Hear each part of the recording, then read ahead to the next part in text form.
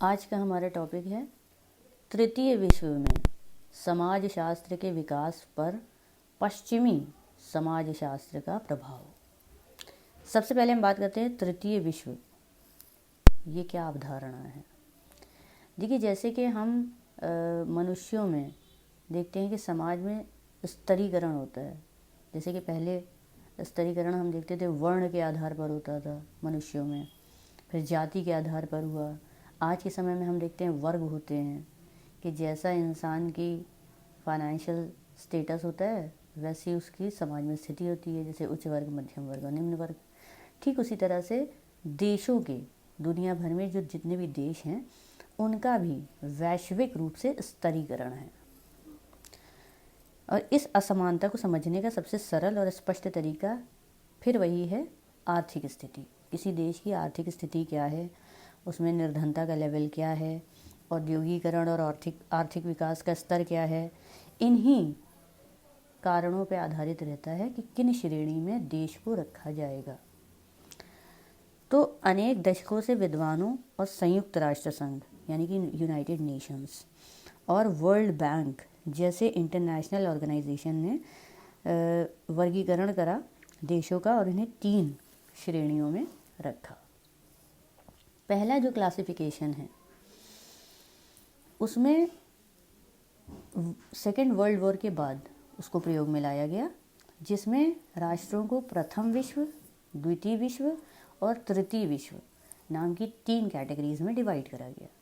प्रथम विश्व में वो कंट्रीज़ आए जो कि जैसे कि पश्चिम उत्तरी अमेरिका के पूंजीवादी प्रजातंत्र थे और यूरोप के कुछ अमीर राष्ट्र जैसे कि ऑस्ट्रेलिया, न्यूजीलैंड, जापान भी इसमें सम्मिलित हैं।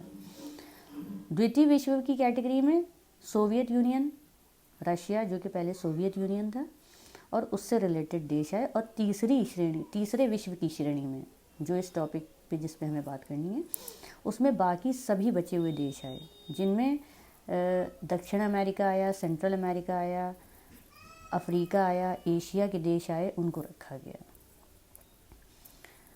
ये वाला जो क्लासिफिकेशन था ये कई कारणों से उपयोगी था, लेकिन 1991 में जब सोवियत यूनियन टूट गया, मतलब जब रशिया सोवियत यूनियन टूट गया और अलग से रशिया बन गया, तो बहुत सारे देश उससे अलग हो गए थे। तो 1991 के बाद सोवियत यूनियन के विघटन के बाद इस क्लासिफिकेशन की जो सार्थकता थी वो समाप्त हो गई। अब इसके बाद एक और क्लासिफिकेशन आया। ये क्लासिफिकेशन में राष्ट्रों को, मतलब देशों को विकसित, विकासशील और अविकसित, इन 3 कैटेगरीज में डिवाइड करा गया।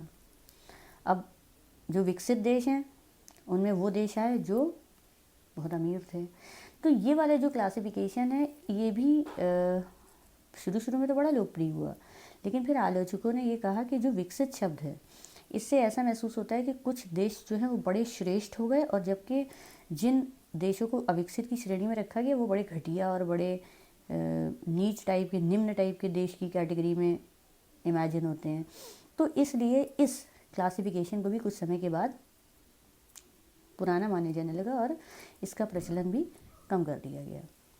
अब आज के समय में जो क्लासिफिकेशन, जो वर्गीकरण देशों का प्रचलन में है वो है उच्च आय वाले राज्य जो कि धनी राष्ट्र हैं, मध्य आय वाले राष्ट्र और निर्धन, मतलब वो राष्ट्र जिसमें लोगों की निम्न आय होती है। इन 3 कैटेगरीज में राष्ट्रों को डिवाइड करा गया है। ये वर्गीकरण बहुत इम्पॉर्टेंट माने जाते हैं क्योंकि ये आर्थिक अंतर को दर्शाता है और साथ ही विभिन्न राष्ट्रों में पाए जाने वाले अन्य अंतर इसी आधार पर धनी या निर्धन की मात्रा से निर्धारित हो जाते हैं। तो अब आपको क्लियर हो गया होगा कि जो राष्ट्रों का क्लासिफिकेशन है वो 3 कैटेगरीज में किया गया।